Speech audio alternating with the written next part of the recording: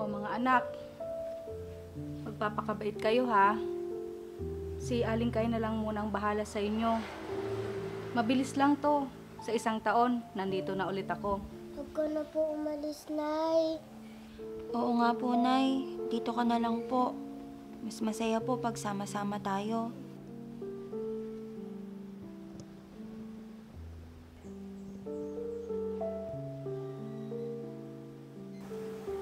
Hayaan niyo mga anak. Huling balik ko na to. Hindi na ako babalik sa susunod. Ikaw, Myla, wala ka bang bilin kay nanay? Wala po, Nay. Kahit umiling naman po ako, hindi nyo naman po kayang ibigay. Ano ba yun, anak? At pag-iipunan ko. Hindi material na bagay ang gusto ko, Nay. Ang gusto ko, nandito ka, kasama namin. Anak, alam mo naman kung... Oo na, sige na, Nay. Baka mahuli pa kayo. Mga anak, magpakabait kayo ha. Lagi kayong makikinig kay Ate Myla nyo. Opo, Nay. Huwag na po kayong mag-alala. Sige na po. At baka mahuli kayo sa flight nyo.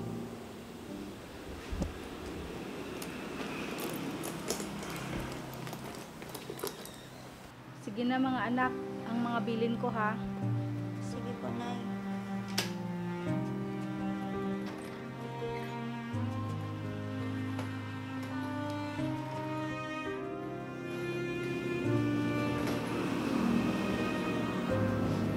Ayos lang yan, Myla. Ilang taon ka din naman na nagpakananay sa mga kapatid mo, di ba? Sus, sisiw lang yan sa'yo.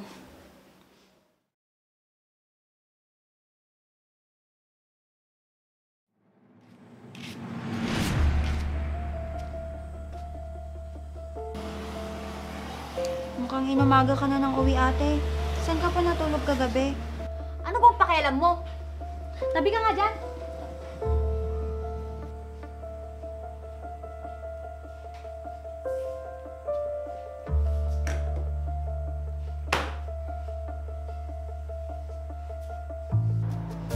Kelly! Kelly! Halika nga dito! Kelly! Bakit po, ate? Bakit hindi ka nagluto ng umagahan? Sino nga asahan mo magluto? Ako? Pasensya na, ate. Naglaba po muna kasi ako para agad matuyo yung sampay. Mukhang uulan na naman kasi mamaya.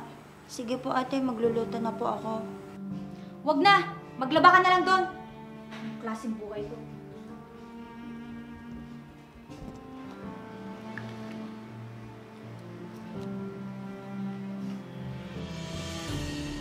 Amy! Ano ba?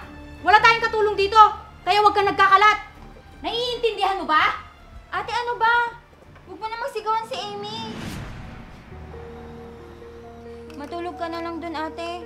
Ako na bahala magligpit dito. Mabuti pa nga, dahil pagod na akong magpakananay sa inyo. Ayos ka lang ba, Amy? Opo, ate. Ayos lang ako.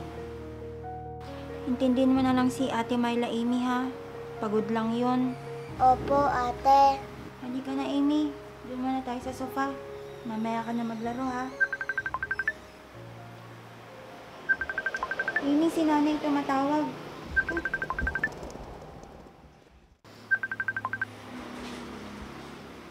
Hello, Nay. Kamusta na po kayo dyan? Ayos lang ako anak. Kayo, kamusta na? Ang ate mo, nasaan? Ilang araw na kasi akong tumatawag sa kanya. Hindi niya sinasagot. Ano po, Nay? Nagpapahinga po siya. Kakatapos lang po kasi niyang maglaba. Ganun ba? Ikaw, kamusta na? Si Bunso, kamusta na dyan?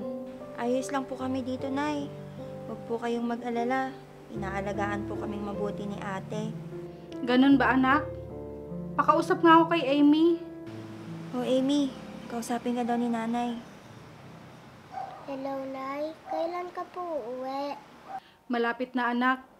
Kaunting tulog na lang. Malapit nang umuwi si nanay. Talaga po, Nay? Oo anak. Ano bang gusto mong pasalubong? Chocolate po at maraming laruan. Sige anak. Yun lang ba? Hello anak. Nandyan ka pa ba? Namimiss na po kita, Nay.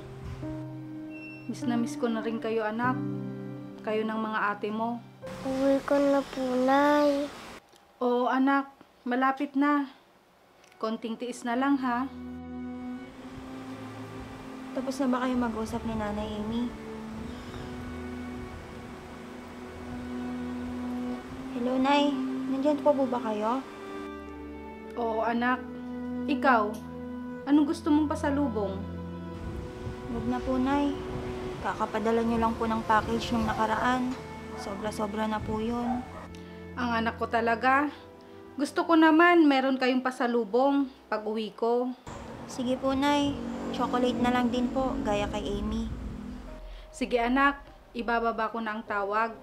Kasi parating ng amo ko. Sige po, Nay. Mag-iingat po kayo dyan. Salamat anak. Kayo din dyan mag-iingat. Ikumusta mo na lang ako kay Ate Myla mo. Opo, Nay. Sige po. Oh, anong sabi ng magaling mong nanay? Kinakamusta ka, ate? Tsaka tinatawagan ka daw nung isang araw. Hindi mo daw sinasagot. Tsaka nga pala, ate, malapit na daw umuwi si nanay. Excited ka naman? Alam mo, Kelly, huwag ka nang umasang magpo-for good yan. Dahil hindi magtatagal dito yan. Isang linggo lang, babalik na ulit yan sa ibang bansa. Alam mo naman kung bakit ganyan, ate, di ba? Para mapaaral niya tayo at mabigay lahat ng pangangailangan natin. Hindi natin kailangan ng material na bagay, Kelly. Ang kailangan natin, isang nanay na mag-aalaga sa atin at hindi ipapasa ang responsibilidad sa ibang tao.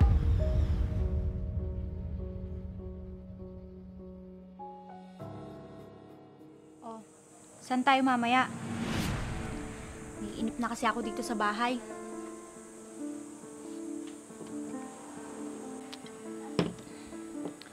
Paano kung magtanan na tayo, Renz?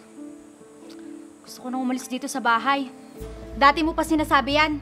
Hanggang ngayon, wala namang nangyayari. Sige na, magkita na lang tayo mamaya. Bye. Ano ba, ate? Bakit ka ba nagkakaganyan?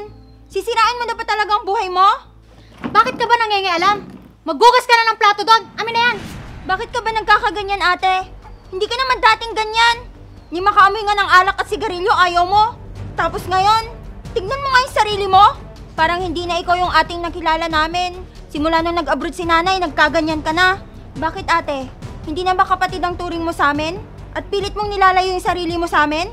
Kung ganyan lang din naman, sige ate, gawin mo ang gusto mong gawin sa buhay mo.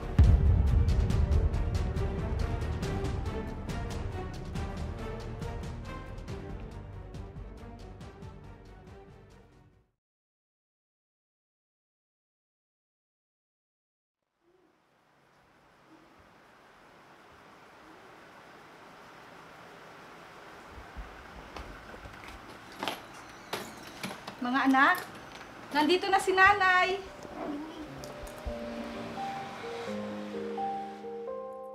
Nay, binigla niyo naman kami sa pagdating niyo. Namiss po kita, Nay. Asan po ang pasalubong ko?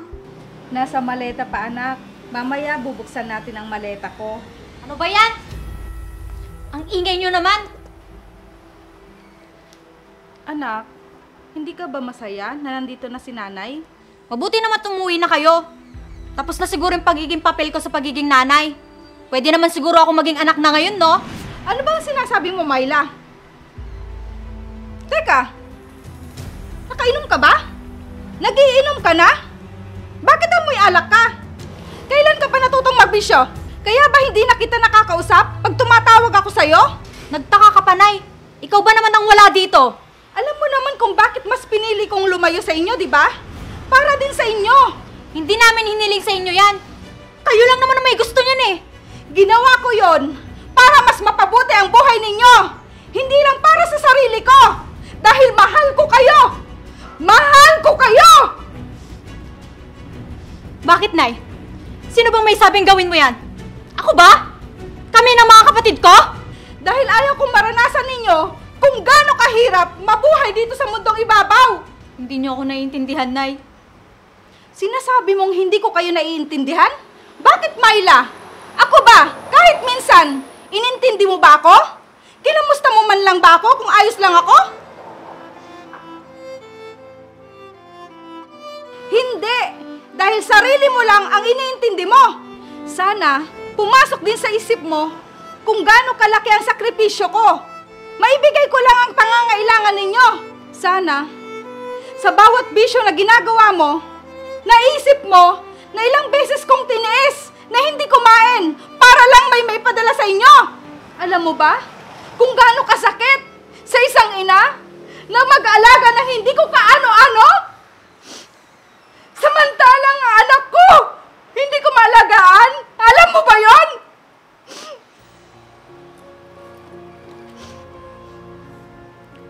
Ang gusto ko lang naman, Nay, ay ang makasama ka namin dito. Baliwala sa amin ang mga material na bagay.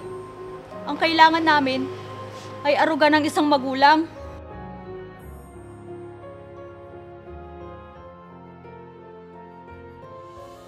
Kaya nga, nandito na ako para bumawi sa inyo. Sana, hayaan nyo naman akong makabawi sa mga pagkukulang ko. Hindi na ako babalik ng abroad. Sama-sama tayo sa hirap at ginhawa. Nay, Patawarin niyo ako, mga anak. tawarin niyo rin po ako, Nay.